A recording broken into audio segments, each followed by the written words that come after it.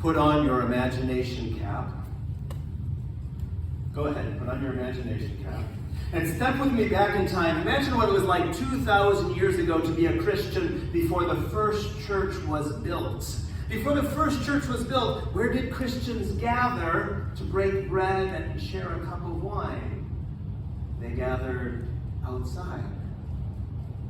And in fact, the early sources tell us that they faced east and watched the sunrise together as a symbol of Christ, the light of the world, coming in and dispelling the darkness. How cool is that? Huh? Christ, the light of the world. And then we built churches in an age before electricity. And so how did we light those churches? You guessed it. With candles, which we said again symbolize the light of Christ in an otherwise dark world. And that helps to explain why at your baptism, do you remember your baptism? I'll tell you what happened. At your baptism, they lit a candle and shared it with your parents and godparents, saying, this is the light of Christ that you are now to share with your child and godchild. Flash forward in time. Any of us old enough to remember when you were growing up what flashlights looked like back then? They had those big old D batteries, or something. They even had larger batteries than that. I don't even know what you call those big old batteries. Wow, word. And now, what is it like to carry light in our pocket? Shall we all take out our cell phone? You know I'm going to ask you to turn on those flashlights at the end of this homily, right? Kids now, they go to concerts, and when it comes to a certain point in the concert, what do? They all turn on their cell phone flashlights. Got news for you. You're not going to need your cell phone flashlight in heaven. Seriously. Did you hear today's second reading? What does today's second reading tell us? John shares this vision of God's kingdom coming down to this earth.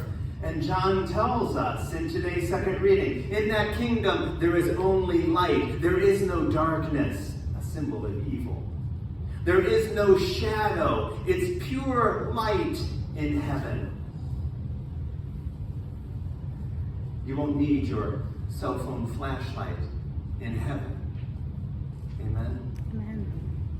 Brothers and sisters, maybe today, instead of a baptismal candle, maybe we should just turn on the lights of our cell phone and say, this is the light of Christ that you're called to share with that child or godchild. Because there's a deep mystery in how it is that all of us are called to share that light of Christ with others. And sometimes sharing the light of Christ with certain people is not easy. Can I have an amen? Amen. Seriously, right? Human beings are just that. They are human beings. Which is why I love today's first reading. Because in today's first reading, we have the story of these human beings, these early Christians, these early apostles, coming together and trying to figure out how they were going to live now that Jesus was no longer with them physically. Jesus was now smiling down from heaven on them. How are they going to get along? What rules were they going to follow? How are they going to live Jesus' commands to them? And they figured out that they didn't need to live the 613 rules of the Jewish law in order to bring light to this world. I love that first reading because some of those apostles are really human. Follow me? People like Paul, who persecuted Christians. People like Peter, who denied Jesus not once, not twice, but 3 times. People like Thomas, who doubted. People like James and John, who were so hot-headed that the Bible calls them the sons of thunder. Sure. Have any of those in your family? They were very human. And yet in today's second reading, where do we find their names? Their names are written on the foundation stones in heaven, as human as they were, which gives us hope. That we too, who share Christ's light, might one day share in that heavenly light. I love today's gospel because today's gospel is what we might call Jesus' commencement address. For those of you in cap and gown, this is Jesus' words on the night before he died. What was he going to say to his disciples, his students, before they were sent out into the world as his apostles? His commencement address. And what are the two things that we find in today's gospel? One, love. If you love me, you will keep my command. What was Jesus' command? Love God and love others. And by loving God and by loving those around us, what are we doing? We're bringing light into this world. And what's the second part of today's gospel? It has to do with the unity that we heard in the first reading. Jesus said, peace I leave with you, my peace I give you. Quick, think, how many buttons are you wearing today? Do a quick count. How many buttons are you wearing? Did you know that the English word peace comes from a Greek root which literally means to button together or to fasten? Follow me now. Peace. What does peace mean? Peace means to be buttoned together. If you're living in peace with that person beside you, you're living buttoned together. If you're fighting with that person, you're like this. Peace, like this. Once again, fighting. Peace, fastened together. Buttoned together with those people who are so extremely human. Follow me? I'm not going to lie to you.